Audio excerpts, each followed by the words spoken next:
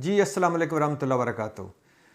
इमरान खान हुकूमत से निकले, शहबाज हुकूमत आई और 7 महीने हुए। इन 7 महीनों में इमरान खान पे कोई 30 के करीब मुकदमे हो चुके हैं। इस वक्त उनकी नाअहली और गिरफ़्तारी का बड़ा वाज़ेह ख़तरा मौजूद है और वो चारों तरफ से केसों में घिरे हुए हैं और ये केस बना रहे हैं वो जो कल तक रोया करते थे आंसुओं के साथ।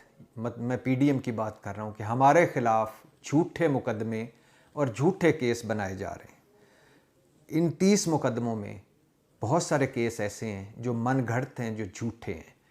अच्छा, जो कल रोया करते थे कि हमारे खिलाफ झूठे मुकदमे बनाए जा रहे हैं, वो आज झूठे मुकदमे बना रहे हैं। जो कल रोया करते थे कि हमारे खिलाफ सियासी इंतकामी कार्रवाई हो रही है, आज वो सियासी इंतकामी कार्रवाई में अंधे हुए हैं।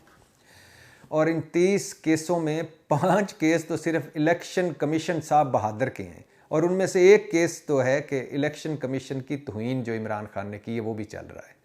तो चारों तरफ से घेरा हुआ है इमरान खान को और केसों में, और उनकी जैसा कहा कि गिरफ़्तारी और नाअहली का ख़तरा मौजूद है।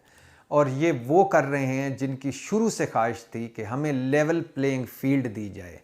ये मुस्लिम लीग नून और पीडीएम का बयानिए का एक ख़ास अहम जुज़्व है, लेवल प्लेइंग फील्ड।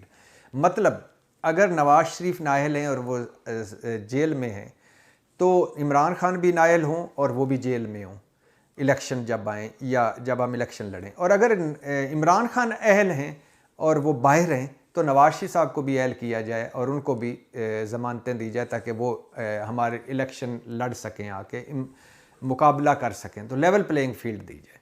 और नवाज शरीफ साहब की तो बड़ी पुरानी ख्वाहिश है, वो हर चौथे दिन कहते हैं एवन फील्ड से, पता नहीं इमरान खान कब गिरफ़्तार होगा, और वो दिन आएगा जब इमरान खान गिरफ़्तार होगा। और राना सनाज तो उनके लिए मच जेल का कमरा भी तैयार करा चुके हैं, और मौलाना साहब और शहबाज शरीफ साहब और इवन बाकी सारे भी रोज़ गिरफ़्तारियों की दुआएं करते हैं। 17 मरतबा एक दिन ऐसा भी गुजरा है कि 17 मरतबा गिरफ़्तारी की ख्वाहिश का इज़हार किया पीडीएम की सियासतदानों ने। और सलमान शहबाज तो इससे आगे भी जा चुके हैं कि इमरान खान को अगर रियासत मदीना होती तो इमरान खान के हाथ कट जाते घड़ी चोरी पर। तो अगर सलमान शहबाज साहब अगर रियासत मदीना होती तो आप लोगों का क्या क्या ना कट जाता। अच्छा, फिर उसके बाद एक और मुस्लिम लीगी ने कहा कि अगर रियासत मदीना होती तो इमरान खान संसार हो चुके होते, उनको संसार किया जाता। तो उस मुस्लिम लीगी से कहना है कि हजूर इस तरह तो फिर लंबी फहरिस्त होती जिनको संसार किया जाता। दुआ शुक्र करें रियासत मदीना नहीं है। लेकिन ये इन सारे केसों में अब घेरा जा रहा है चारों तरफ से उनको। कल रोया करते थे कि नैब न्याजी गठजोड़ है, आज उनका FIA, नैब और FBR सारों का गठजोड़ है, सारे इदारों का उनके साथ गठजोड़ है। कल जो कहते थे कि हम ये जाली अदालतें, जाली सज़ाएँ और जाली ये जो जेलें हैं हवालातें नहीं होनी चाहिए, आज वो सारा कुछ जाली करने पर तुले हुए हैं। और मकसद एक है कि इमरान खान का जो हड्डी गले में फंसी हुई है इसको निकाले, ना निकल सकती है ना निकली जा सकती, इसको किसी ना किसी तरह मंतकी अंजाम तक पहुँचाएँ।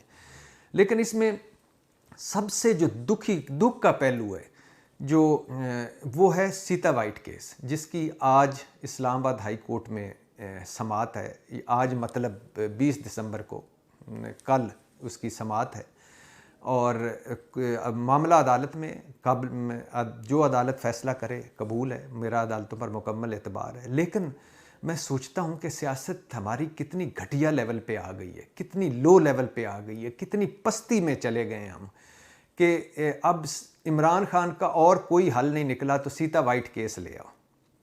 ये वही लोग हैं जिन्होंने जमाइमा पर नायाब टाइल्स का मुकदमा दर्ज करवाया था।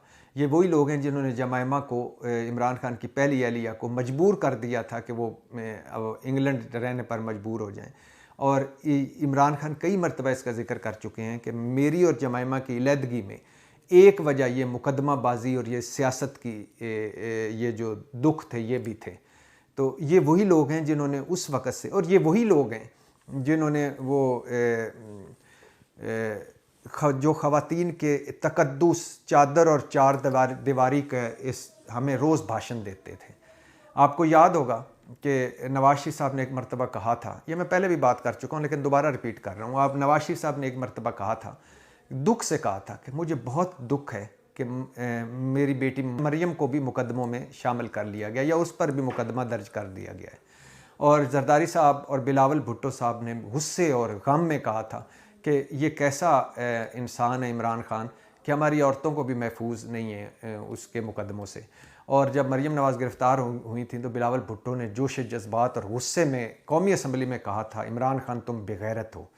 और फिर इसके अलावा अपनी ख़वातीन के हवाले से जो गुफ्तगू कही। और फिर जब ये टीटी केस हुआ तो उसमें एक पूरा मुस्लिम लीग नून ने बयानिया बनाया कि जब नैब ने नोटिस भेजा शहबाज शरीफ साहब के अहल खाना को, जब शहबाज शरीफ साहब ने कहा मुझे तो पता नहीं, जो कुछ है वह मेरे अहल खाना से पूछें, और हमज़ा और सलमान ने भी कहा हमें नहीं पता, घर वालों से पूछा। तो जब नोटिस भेजा तो उस वक्त भी आपको याद होगा कि नोटिस वाले नैब टीम बाहर जब पहुंची वो घर के, तो उस वक्त भी पूरा एक बयानिया बनाया गया जिसको घर की चादर और चार दीवारी के तकद्दस को पामाल किया गया। और आज वही सब उम्मीदें लगा के बैठे हैं कि इमरान खान को सीता वाइट केस से नाअहल किया जाए। और ये लटकती तलवार है इमरान खान के सर पे, बड़ा मजबूत केस है। सीता वाइट के बैकग्राउंड आपको पता ही होगा, बहुत पुराना केस। और कि इमरान खान जब सीता वाइट के साथ ताल्लुकात, और फिर उनमें मुबैना तौर पर उनकी बेटी एक पैदा होना, और फिर कैलिफोर्निया अदालत का एक फ़ैसला, तो वो सारे चीज़ों को सामने रख के ये अब इस लाए हैं ताकि इमरान खान को नाअहल करवाया जाए। अब ये 2002 का केस है। इसके बाद इमरान खान साहब सियासत भी करते रहे, कोई किसी को बयानात में आती रही चीज़ें, लेकिन कोई अदालत नहीं गया। इसके बाद इमरान खान MNA भी बने, कोई ये मुकदमा अदालत नहीं गया। इसके बाद Imran Khan main opposition leader भी बने, कोई मुकदमा अदालत में नहीं गया। इसके बाद इमरान खान वज़ीर आज़म भी बने, कोई मुकदमा अदालत में नहीं गया। अब जब इमरान खान इक़्तिदार से हट चुके हैं तो ये मुकदमा अदालत में है, और अदालत में पहुंचा दिया गया है। और कहा गया है कि इन्होंने चूँकि डिक्लेयर नहीं किया अपनी मुबैना बेटी, या जो उनकी इमरान खान की बेटी उन्होंने बनाई है वो बेटी उन्होंने डिक्लेयर नहीं की, लिहाजा इनको नाअहल करार दिया जाए। आप लो लेवल देखें, पस्ती देखें। वो राहत अंदूरी का शेर है ना कि लगेगी आग तो आएंगे घर कई जद में, लगेगी आग तो आएंगे घर कई जद में, यहाँ पे सिर्फ हमारा मकान थोड़ी है। और अगर आज आप बेडरूम में घुसेंगे, सीता वाइट केस को लेकर आप एक इमरान खान को नाअहल करवाएंगे, तो कल आप हो सकता है कोई आपके भी इस तरह का केस निकल आए, हो सकता है कोई आपकी भी बेडरूम की कहानी निकल आए, हो सकता है कोई आपका भी चादर और चार दीवारी का तकद्दुस पामाल हो, और अल्लाह करे ना हो, किसी का भी ना हो। मेरे सियासी मुखालफिन की सारी ख़वातीन काबिल एहतराम, और उन सारों का चादर दीवारी का तकद्दुस पामाल ना हो, मगर इतनी घटिया सियासत, इतनी लो लेवल की सियासत, इतनी पस्ती की सियासत, इस केस को का सोचने वालों, तख्लीक कारों, और इस केस से इमरान खान की नाअहली की उम्मीदें लगाने वालों सारों के लिए शर्म का मकाम है। इन्हें शर्म से डूब मरना चाहिए कि अब अपने सियासी मुखालफ के लिए आप इस दर्जे तक, इस लो लेवल तक आप गिर चुके हैं। वो कि हमारी सियासत अब गाली बन गई है, 2 नंबरी हो गई है, मुनाफकत हो गई है, सियासत के जिस्म में दिल नहीं होता, अब आंखों में हया भी नहीं रही। वो कि हम इस वक्त मुआशी बुरान में तो हैं, लेकिन इससे बड़े अखलाकी बुरान में भी हैं। गो कि अब हमारा कोई रेड लाइन नहीं रही, जो जिस पे इल्ज़ाम लगाना चाहता है लगा देता है, चढ़ दौड़ता है।